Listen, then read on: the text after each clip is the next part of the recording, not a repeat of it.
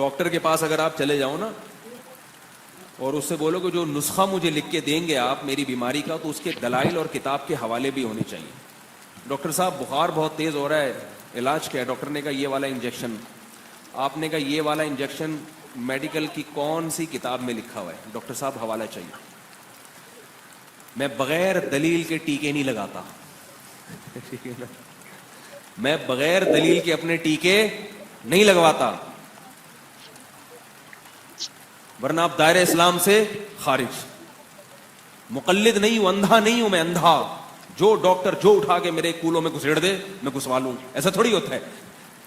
ٹیکا ہے، ٹیکا انجیکشن ہے، تحقیق. ڈاکٹر گھبرا گیا نا دھمکیوں سے، تھوڑی ہوئی. ورنہ میں تمہاری جو ہے نا وہ ڈگری اس کو چیلنج کر دوں گا عدالت. اب ڈاکٹر نے کتابیں نکالی، نیٹ پہ سرچ کیا اس انجیکشن میں جو جو کیمیکل ہیں، اور وہ پھر ڈاکٹروں کے وہ بھی حوالے ہی دے گا نا ڈاکٹروں کے ہی. فلاں آئنسٹائن تو خیر سائنسدان تھا، وہ ایک فلاں ڈاکٹر ہے اس کی ریسرچ تھی، ایسے پورے حوالے کر کے 2 گھنٹے لگے اور پھر ایک ٹیکا لگا لے بھائی. تو یہاں مفتی طارق مسعود نے ڈاکٹر کے ایگزامپل سے تقلید کا جو بیان ہے، یہ ان کا پورا موضوع جو ہے تقلید کی اہمیت، تقلید کی ضرورت، اس کے اوپر جو پورا بیان ہے اس کے اندر انہوں نے ڈاکٹر کی مثال سے استدلال کیا ہے. اور بات یہ رہی ہے ڈاکٹر کی ایگزامپل سے کہ کس طرح سے ڈاکٹر کو ہم لوگ پوچھتے نہیں ہیں. ہاں، ڈاکٹر کو ہم لوگ پوچھتے نہیں ہیں. تو ان کا یہ کہنا ہے کہ جس طرح سے ڈاکٹر کو دوا کی تفصیل اگر پوچھیں گے، ڈاکٹر اگر دوا کی تفصیل نکالے گا اس کو 2 گھنٹے لگ جائیں گے، اور اس طرح سے 3-4 پیشنٹ کو دیکھے گا تو اس کا پورا وقت ختم ہو جائے گا. تو اس طرح سے وہ بتانا چاہ رہے ہیں کہ عوام کو علماء سے دلیل مانگنا کہ دلیل دو نہیں تو ہم نہیں مانیں گے، دلیل دو، یہ دلیل مت مانگا کرو، یہ غلط ہے. اس طرح سے وہ بات رکھ رہے ہیں اور وقت بھی نہیں ہے اویلیبل. میں اس بارے میں چند باتیں بہت مضبوطی سے رکھنا چاہتا ہوں. سب سے پہلی بات جو یہ کہہ رہے ہیں نا کہ فلاں، یعنی کہ یہاں بات کیا ہے، بنیادی بات کہ وہ ڈاکٹر دلیل نہیں دے سکتا ہے. جلدی پیشنٹس کو چیک کرنا ہے، ہر ایک کو پوری ڈیٹیلڈ دلیل نہیں دے سکتا. تو ہم کہاں یہ کہہ رہے ہیں کہ ہر حالت میں علماء کو ہر مسئلے کا جواب بیان کرتے وقت وہیں پر دلائل دینا ضروری، ہم یہ نہیں کہہ رہے ہیں. نہ ہم یہ کہہ رہے ہیں کہ وقتی طور پر کوئی ایک شخص ہے جو وقتی طور پر معتبر علماء کی بات بغیر دلیل کے مانے تو نہیں مان سکتا. ہم کہاں دے رہے ہیں کہ ان کے فتاوے نہیں مان سکتا بغیر دلیل کے معتبر علماء کے فتاوے ہے بغیر دلیل کے وہ نہیں مان سکتا، ہم یہ نہیں کہہ رہے ہیں. جو بنیادی بات جو ہے نا اس پوری مثال کے اندر، وہ بنیادی بات سٹینڈ نہیں ہو رہی ہے. لیکن یہاں بات کیا ہے، کیا ایسا ہے کیا کہ ایک ہی ڈاکٹر کو لائف ٹائم اسی کے پاس رہنا ہوگا، پیڑھی در پیڑھی آپ اس ڈاکٹر کے ماننے والے ہو، آپ اس ڈاکٹر کو چھوڑ کے نہیں جا سکتے؟ تو کیا ایسا معاملہ ہے کہ ہم اس ڈاکٹر کے ماننے والے ہیں؟ بھائی کیا ڈاکٹر سلیکشن ایسے کیا جاتا ہے؟ کیا ڈاکٹر کا سلیکشن ایسے کیا جاتا ہے؟ کیا دوسرے ڈاکٹر سے سیکنڈ اوپینین نہیں لیتے؟ یہاں پہ کیا مسئلہ ہے کہ کوئی اگر ایک مسلک کا ماننے والا ہے تو وہ دوسرے مسلک سے علم حاصل نہیں کر سکتا، سوال پوچھ نہیں سکتا دوسرے علماء اکرام سے، جو سارے علماء اکرام دوسرے ہیں، تو ان سے استفادہ نہیں کر سکتا کیونکہ وہ اس کا ماننے والا ہے. تو کیا ڈاکٹرز میں ایسا ہوتا ہے کہ ہم لوگ سب یہ ڈاکٹر کے ماننے والے ہیں، ہم کوئی سیکنڈ اوپینین نہیں لیں گے؟ کیا ایسا ہوتا ہے ڈاکٹر کی دنیا میں، ڈاکٹر پیشنٹ دنیا میں کیا ایسا ہوتا ہے؟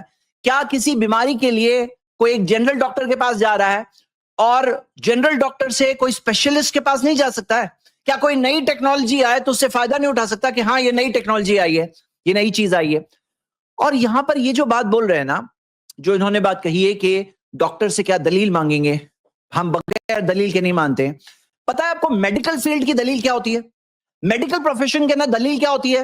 ارے وہ جو رپورٹس ہوتی ہے نا کہ یہ ایکس رے رپورٹ آئی ہے، یہ بلڈ رپورٹ آئی ہے، پیتھولوجی رپورٹ ہے، یہ فلاں جو فزیکل کنسلٹیشن فزیکل رپورٹ ہے، جو چیزیں ہیں یہ رپورٹس کیا ہوتی ہے؟ دلیل ہوتی ہے. تو اس کے اندر اگر کوئی ڈاکٹر کوئی پیشنٹ کو کہہ رہا ہے کہ تمہارا آپریشن کرنا پڑے گا، کیا بغیر دلیل کے وہ پیشنٹ جائے گا؟ ڈاکٹر بتائے گا نہیں ایکس رے میں آیا ہے، تمہاری بلڈ رپورٹ میں دیکھو یہ آیا ہے. کیا کوئی پرٹیکولر ٹائپ کا ٹریٹمنٹ بتا رہا ہے تو کیا وہ پیشنٹ بغیر دلیل کے آگے بڑھے گا؟ اس کو دلیل چاہیے کہ نہیں چاہیے؟ تو ہاں دلیل ہوتی ہے وہاں پر. کیا کہا جا رہا ہے کہ دلیل وہاں نہیں ہے؟ دلیل وہاں پہ ہوتی ہے. اور یہاں پر دلیل کے اندر جو ڈاکٹر کے ریفرنسز ہوتے ہیں، ریویوز ہوتے ہیں، ٹریک ریکارڈ ہوتا ہے، یہ پروف کا درجہ رکھتے ہیں. کیوں؟ میڈیکل پروفیشن کا تعلق ہے وہاں شفا ملنے سے، ٹریٹمنٹ ہونے سے. تو وہاں پر کیا چیز امپورٹنس ہے کہ بھئی کتنے لوگوں کا ٹریٹمنٹ صحیح ہوا، وہ سامنے دلائل ہوتے ہیں. کوئی اگر نیا ڈاکٹر ہے تو اس کو کوئی وہ نہیں ملے گا. یہاں پہ کیا معاملہ ہے کہ ہم دین کے اندر یہ دیکھیں گے کہ کس کے پاس دلائل ہے، کس کے پاس صحیح حدیث ہے, کس کے پاس پروفس ہے, اس کی بنیاد پر چیز ہوتی کون؟ حق دلائل کی روشنی میں جو صحیح بات ہے اور حق واضح ہے. بھائی حق واضح ہے. اور ایک چیز کیا ہے کہ کیا کوئی کہہ سکتا ہے کہ صرف 4 ہی ڈاکٹرز کو مانیں گے, کسی اور ڈاکٹر کو نہیں مانیں گے دنیا میں اس کے بعد؟ بھائی ہم دیکھتے ہیں کہ یہاں پر اسی زمانے میں کم سے کم آپ کو یہ 9 بڑے بڑے اور 12 بڑے بڑے اماموں کا ذکر ملتا ہے, کئی سارے, امام ابو حنیفہ, امام شافعی, امام مالک, احمد بن حنبل کے علاوہ ہم دیکھتے ہیں امام لیث, امام اوزاعی, امام الثوری, امام ابن ابی حاتم, کئی سارے بڑے بڑے علماء تھے. اور بلکہ ہم صرف 4 نہیں, ہم تو اس امت کے سارے بڑے بڑے علماء کو مانتے ہیں. جس کسی کے پاس قرآن اور حدیث سے دلیل, ہم ان کی بات کو لے سکتے ہیں. اور کیا یہ جو انہوں نے کہا کہ میں بغیر دلیل کے نہیں مانتا, کیا یاد نہیں آپ کو کووڈ ویکسینز کے ٹائم پر کیا لوگوں نے ایفیکسی ریٹس چیک کر کے بھائی کون سی ویکسین اچھی ہے, کو ویکسین اچھی ہے یا سپوٹنک اچھی ہے, کیا یہ سب ساری ڈسکشنز ہوتے تھے. تو اس کے اندر ایک حد تک تحقیق تو ہوتی ہے. اور ذرا آپ اس بات میں بنیادی یہ جو پوری مثال جو انہوں نے کہی ہے, اور یہ مثال کو بہت تفصیل سے انہوں نے سمجھایا ہے, یہاں پہ بیسک میسج یہ نکلتا ہے نا کہ آپ دلیل نہیں مانگ سکتے, آپ دلیل نہیں مانگ سکتے. میڈیکل علم کا حاصل, تو یہاں سوال کیا ہے, کیا میڈیکل علم کا حاصل کرنا فرض ہے ہر مسلمان پر؟ بتاؤ بھائی. دینی علم کا حاصل کرنا فرض ہے. دونوں میں فرق ہوا کہ نہیں ہوا کہ میڈیکل علم حاصل کرنا کیا فرض ہے؟ نہیں ہے فرض, نہیں ہے فرض. لیکن دینی علم حاصل کرنا فرض ہے. یہاں پر جس کو نہیں بھی پتا ہے ہم اسے ابھارتے ہیں کہ تم علم حاصل کرو, تم سیکھو. ہاں, جو شیخ کفایت نے جو ذکر کیا کہ 3 کیٹیگری ہوتی ہے, تو جو شخص بغیر دلیل کے وقتی طور پر معتبر علماء کی بات مان رہا ہے, اس کو بھی کیا ابھارا جائے گا کہ تم دوسرے علم حاصل کرو, سیکھو, ان کے دلائل کو سمجھو, علم حاصل کرو, فرض ہے. ہاں, تو یہاں پر علم حاصل کرنے ابھارا جاتا ہے, یہ صحیح بات ہے. اب وہاں پر اگر لازم کر دیا جائے کہ تم ان کے ماننے والے ہو, ان کی بات نہیں چھوڑ سکتے, کوئی دوسرے, اب دیکھو کیا ہوتا ہے, ڈاکٹرز میں لوگ جاتے ہیں الگ الگ ڈاکٹرز کے پاس, معلوم کرتے ہیں, کیوں؟ کیونکہ ان کے اندر انٹرسٹ ہوتا ہے کہ وہ صحیح طور پہ اپنا علاج کرائیں. ہاں, اور آپ خود بتاؤ کہ یہی عام آدمی, یہی عام آدمی اگر شرک کا مسئلہ ہو, شرک کر رہا ہے, تو کیا ہم یہ کہیں گے کہ تم عام آدمی ہو, تمہیں کچھ سمجھ میں نہیں آئے گا؟ ہم تو یہ کہیں گے کہ بھائی نہیں, عام آدمی ہو تو کیا ہو, علم حاصل کرو, شرک سے بچو. یہی عام آدمی اگر بدعت کر رہا ہے تو ہم کیا کہیں گے, عام آدمی, اس کو کچھ سمجھ میں نہیں آئے گا. تو نہیں, ہم کہیں گے نہیں, عام آدمی ہو تو کیا ہوا, علم حاصل کرو, بدعت سے بچو, سنت کی طرف آؤ. پھر یہ کیوں ہوتا ہے کہ فقہی مسائل کے اندر وہ عام آدمی کو ایسے بتایا جاتا ہے, وہ سیکھ ہی نہیں سکتا, اس کے اندر کوئی علم ہی نہیں ہے, وہ سمجھ ہی نہیں سکتا. اب وہ ڈاکٹر والی مثال لا کر کے بتائی جا رہی ہے بات کہ ڈاکٹر کی کیا وہ ڈاکٹر دے گا, اور بعد میں وہ 2 گھنٹے کی جو بات ہے کوئی پی ایچ ڈی تھیسس بنانے کی بات نہیں ہے بھائی, کچھ بیسک دلائل وہاں پہ بھی دیے جاتے ہیں. تو یہاں پر کیا ہے معاملہ, اب کیا ہوا, یہ بات کو سمجھنا ایک الٹا معاملہ چلنے لگا. یہاں پہ علم سے جب روکا جانے لگا تو کیا ہوا, شرک کیوں عام ہو گیا امت میں اتنا؟ آپ کو پتا ہے قرآن میں دیکھو پوری توحید کے تعلق سے آیتیں بھری ہوئی ہیں, پھر بھی مسلمانوں میں شرک کیوں عام ہوا؟ کیوں؟ کیونکہ جب علم سے دور کر دیا گیا, تقلید کی وجہ سے جب علم سے لوگوں کو دور کر دیا گیا کہ تم ڈاکٹر کی بات, ڈاکٹر کے پاس دلیل پوچھتے ہو کیا, تم ڈاکٹر کے پاس دلیل مانگتے ہو کیا؟ نہیں نا, یہاں بھی مت مانگو, یہاں بھی دلیل مت مانگو, ہماری بات بغیر دلیل کے مانو. اب جب علماء عوام کو روک دیا گیا کہ تم عوام ہو, عام عوام ہو, تمہیں کچھ سمجھ میں نہیں آئے گا, تو پھر کیا ہوا, جب علم سے دوری ہوئی وہاں پہ جا کے شرک آ گیا, امت میں شرک آ گیا, اور شرک عام ہو گیا. بدعت کیوں اتنی عام ہو گئی؟ سمجھنا کوئی مشکل بات ہے کیا کہ دین میں نئی چیز نہیں آ سکتی؟ نہیں سمجھنا مشکل ہے. پھر بھی کیوں بدعت عام ہو گئی؟ کیونکہ لا علمی آ گئی تقلید کی وجہ سے. جو تقلید کا معاملہ یہ آیا, اس وجہ سے لا علمی آ گئی, علم سے دوری ہو گئی, اب سب فلڈ گیٹس اوپن ہو گئے, شرک, بدعت, یہ ساری چیزیں امت میں داخل ہو گئی. اور آپ دیکھو کہ بھائی مسائل بیان کرتے وقت آپ نہیں بتا سکتے ہیں تو علمی مجلسیں ہو سکتی ہیں نا, عام مسائل, جو عام مسائل ہیں ان کی دلیل کیا لوگوں کو بتانے میں کیا پرابلم ہے, کیا بات ہے؟ علمی مجلسوں میں بتا سکتے ہیں, دروس میں, بیانات میں بتا سکتے ہیں کہ دیکھیے اس چیز کی یہ مسئلہ بیان کیا جاتا ہے, بہت لوگ پوچھتے ہیں, اس کی دلیل یہ ہے. وہاں وقتی طور پر اگر نہیں دیا جا سکتا تو کیا علمی مجلسوں میں بھی بتایا نہیں جائے گا کہ نہیں عوام ان کو کچھ سمجھ میں نہیں آتا؟ یہی ہوا ہے. اب علم حاصل کرنا فرض ہے. اور یہ جو کہتے ہیں کہ بھائی نہیں تو اسلام سے باہر, ہاں, یہ جو انہوں نے کہا نا جملہ, میں ویڈیو کا وہ پھر سے شاید پلے کر کے بتاؤں, نہیں تو اسلام سے باہر. کون کہتا ہے اسلام سے باہر؟ کون کہتا ہے اسلام سے باہر؟ کہ آپ ایک عالم کی بات اگر مان رہے ہیں, اگر کوئی شخص بغیر دلیل کے مان رہا ہے, بھائی اس کے اور اللہ کے بیچ کی بات ہے, ہم اس کو ڈرانے کے لیے بولتے ہیں. کیا بات بولتے ہیں کہ ایسا نہیں کرنا, سارے اماموں نے ہمیں قرآن و سنت تک پہنچائے, لیکن آپ کسی بھی عالم کی بات کو قرآن و سنت کے اوپر مت رکھنا. کیونکہ کئی بار ایسا ہو جاتا ہے کہ ایک شخص کے سامنے یا بعض علماء کے سامنے معاملہ ایسا ہوتا ہے کہ ان کے سامنے دلائل واضح ہو جاتے ہیں کہ یہاں پر مخالف سمت میں, یعنی اپوزٹ سائڈ پر ان کے پاس مضبوط دلائل ہے, وہ علماء کے پاس مضبوط دلیل ہے، لیکن وہ کہتے نہیں ہم تو ہمارے اس امام کے ماننے والے ہیں اور ہم ان کی بات نہیں چھوڑ سکتے. اور آپ دیکھیے میرے بھائیوں میری بہنیں، کئی سارے مسائل جو ہوتے ہیں نا وہ کانٹرڈکٹری مسائل بھی ہوتے ہیں، کئی سارے تضاد جو ہوتے ہیں وہ کانٹرڈکٹری نہیں ہوتے ہیں، لیکن بہت سارے تضاد بہت سارے اختلاف جو ہوتے ہیں وہ کانٹرڈکٹری، یعنی دونوں کے دونوں صحیح نہیں ہو سکتے ایک ٹائم پر. ایک کہہ رہا ہے کہ نکاح ہو گیا، دوسرا کہتا ہے نہیں ہوا. ایک کہتا ہے نماز ہو گئی، دوسرا کہتے نہیں ہوئے. ایک کہتا ہے وضو ہو گیا، ایک عالم صاحب کہہ رہے ہیں وضو ہو گیا، دوسرے کہہ رہے ہیں نہیں ہوئی. تو یہاں پر دونوں صحیح نہیں ہو سکتے نا. پھر تو کیا بات ہے کہ ہوا بھی نہیں بھی ہوا، وضو ہوا بھی نہیں بھی ہوا، وضو ٹوٹا بھی نہیں بھی ٹوٹا، نکاح ہوا بھی نہیں بھی ہوا، طلاق ہوا بھی نہیں بھی ہوا، ایسے سینکڑوں مسائل. اب یہاں پر ہمیں بات سمجھنا ہے کہ جو لوگ لازم پکڑ لیتے ہیں کہ ہم اپنے امام کی بات نہیں چھوڑیں گے، پھر کیا ہوتا ہے وہ قرآن و سنت کے اوپر جیسے کر دیتے ہیں.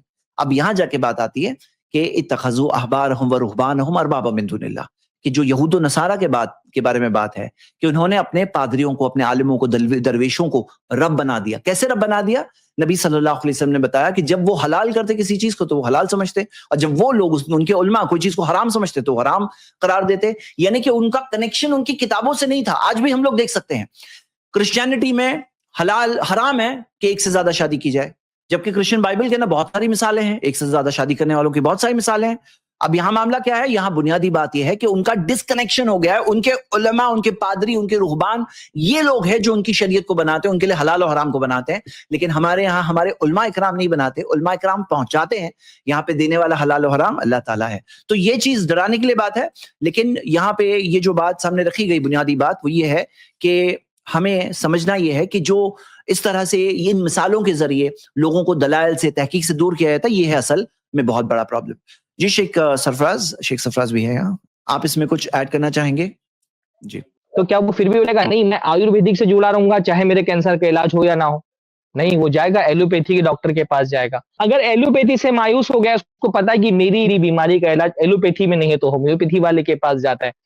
کوئی دنیا کا ایسا آدمی بتائیے جو یہ کہتا ہو نہیں مجھے چلے گا، میرا مرض ٹھیک ہو یا نہ ہو مجھے چلے گا، لیکن میں علاج صرف ہومیوپیتھی والے سے کراؤں گا چاہے میں مری کیوں نہ جاؤں، میں صرف آیورویدک سے علاج کروں گا چاہے میں مری کیوں نہ جاؤں. بھائی آپ خود جو طب کا حوالہ دیا ہے نا، اسی پہ اگر آپ غور کرتے تو آپ کو یہ سمجھ میں آتا کہ آپ کی مثال سے یہ بات ثابت ہو رہی ہے کہ آدمی کو قرآن و سنت کے راستے پر چلنے کی کوشش کرنی چاہیے. اس کی کوشش یہ ہونی چاہیے کہ میں صحیح قرآن و سنت کا جو ایک صحیح منہج ہے، اللہ کے نبی کا جو قول ہے، اللہ تعالیٰ کا جو فرمان ہے، اس تک کے میں پہنچ جاؤں. چاہے وہ امام شافعی کے ذریعے سے مجھے مل رہا ہو، چاہے امام احمد بن حنبل کے ذریعے سے مجھ کو مل رہا ہو، چاہے امام مالک کے ذریعے سے مجھ کو مل رہا ہو، چاہے امام ابو حنیفہ کے ذریعے سے مجھ کو مل رہا ہو. ذریعہ اہم نہیں ہے، اہم ہے کہ بندہ قرآن و سنت کی اتباع کرے. تو ہم تو یہی بات کہتے ہیں. تو یہ جو مثال ڈاکٹر صاحب نے دی ہے نا، یہ الٹا جو ہے نا ان کے خلاف جا رہی ہے، ان کے حق میں نہیں جا رہی. اس کلپ کی فل ویڈیو دیکھنے کے لیے ہمارے چینل پر ضرور آئیں. آئی پلس ٹی وی نے ایک نیا یوٹیوب چینل شروع کیا ہے جس کا نام ہے آئی پلس ٹی وی اختلاف کا حل. اس چینل پر صرف اختلافی مسائل پر ویڈیوز آئے گی، لیکن دلائل کے ساتھ اور بھائی چارگی کے ساتھ. آپ کو میں دعوت دیتا ہوں کہ آپ بھی ہمارے اس چینل کو سبسکرائب کریں، ہماری ویڈیوز کو شیئر کریں اور نوٹیفیکیشن آئیکن کو آل سلیکٹ کریں تاکہ آپ کو ہماری ویڈیوز کا نوٹیفیکیشن مل سکے. جزاک اللہ خیر، والسلام علیکم ورحمۃ اللہ.